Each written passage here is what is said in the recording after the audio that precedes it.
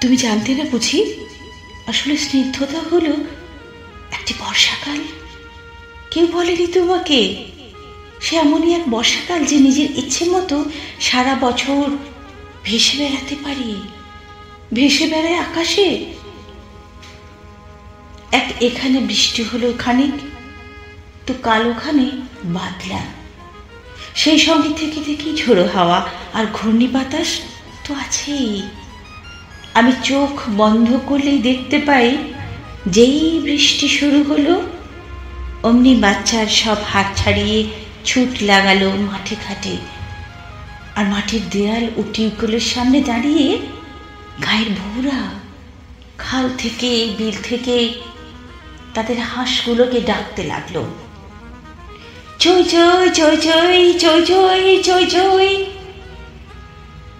আজ থেকে প্রায় 1 শতাব্দী আগের বাংলায় তোমার এক বাল্য সখী তোমাকে চই চই বলে ডাকতো আর খেপাতো। তোমার মনে পড়েছে কি? আজ এই জন্মে তুমি শীতের দেশের হাঁস, কোন সরোবর থেকে কোথায় কোন সরোবরে সাঁতার কাটতে যাও, সমুদ্রের পর সমুদ্র পেরিয়ে উড়ে চলো দূর দূর সব দেশ।